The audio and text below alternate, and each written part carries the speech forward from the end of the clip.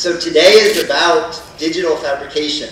Now these are seminal machines in the early history of computing.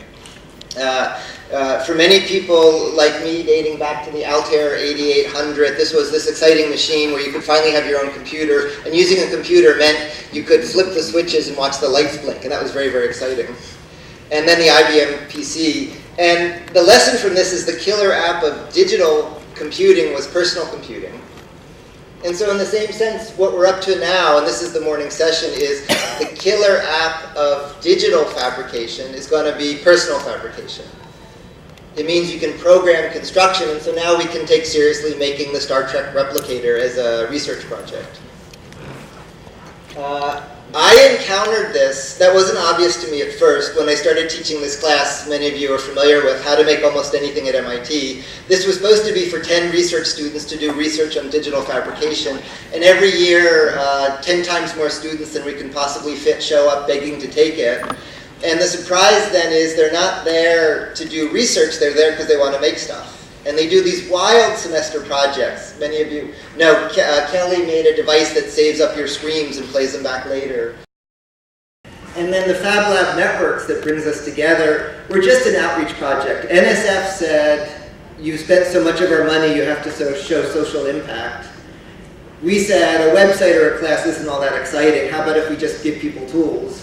And so we had adventurous program managers, and we set up one lab. Now, many people think that first lab was in Boston. It was actually an hour from here in Pabal with Kalbag at Vegan Ashram that you'll hear about at the end of the day today. But from there, I went to Boston and Ghana and South Africa, and these labs have been spreading all around the world, driven by not a digital divide on a computer screen to look at information, but a divide in instrumentation and fabrication, people wanting to measure and modify the world around them. And you'll hear about that through the day today. There's a kind of a flow we'd see in these labs, from technical empowerment to education to problem solving to job creation to invention. This wasn't our agenda, this was just this kind of accidental snowball we've all been riding. And you'll hear about all of these through the day today. At this point, Mikhail Lassiter noticed, who was the program manager supporting this, that the number of labs is doubling every year and a half or so. So right now there's about 30 or so, and there's about 30 coming.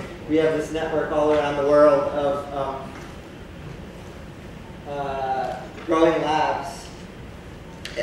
Now, as these labs are spreading, what's in them isn't fixed. It's slowly evolving. And it's evolving technically towards the goal of the lab making the lab. I thought we would just throw them out when we're done and put in the real research. Instead, every year they get closer to the end state that we're heading towards. So last spring, we did an experiment, and instead of how to make anything, we tried teaching how to make something that makes almost anything, which was a class on rapid prototyping machines. And so these are a number of machines the students made in the class that weren't quite self-reproducing. And Adrian Boyer will talk about that later today, about what you need for a machine that can make all of its parts. But these were machines that were made with the machines, and that's gotten very far.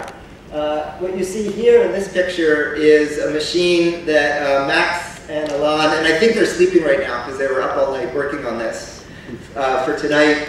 It's a rapid prototyping tool that's additive and subtractive, and that was made in the Fab Lab here this week. And so it's a pretty complete version of a tool made with the machines in the lab.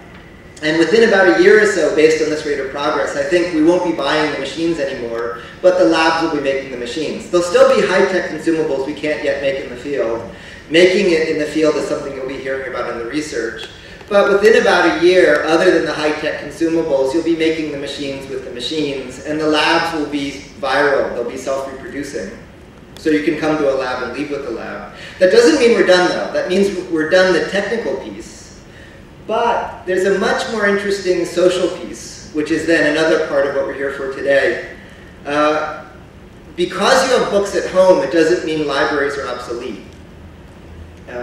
At the turn of the last century, Andrew Carnegie started funding libraries and communities. This is how they really spread. And he was struck that libraries were for elites, wealthy people and big institutions. And he wanted to make knowledge accessible. empower people with books. And so we funded this network of libraries that we now take for granted, that a civilized, literate society, a town has a library. So what's really happening, one way to think about it is if we now take Haken in Norway, or Kalbag in Pabal, or Mel King in inner city Boston, is in their own way, they're the Andrew Carnegies for this new literacy, that there's this new notion of literacy, which is programming bits and atoms. And these are these tools that become community resources for this new means of expression, this new notion of literacy in this world of digital fabrication. In turn, that has a very dramatic implication. A place like MIT is based on scarcity. It assumes the machines are scarce, so it can only fit in a few people. It assumes the faculty are scarce, so you can only admit a few students. Classroom space is scarce. Everything is based on keeping people away. And so it means you can take thousands out of billions of brains on the planet. But if anybody can make anything anywhere, it means that the means for advanced technology are no longer scarce resources.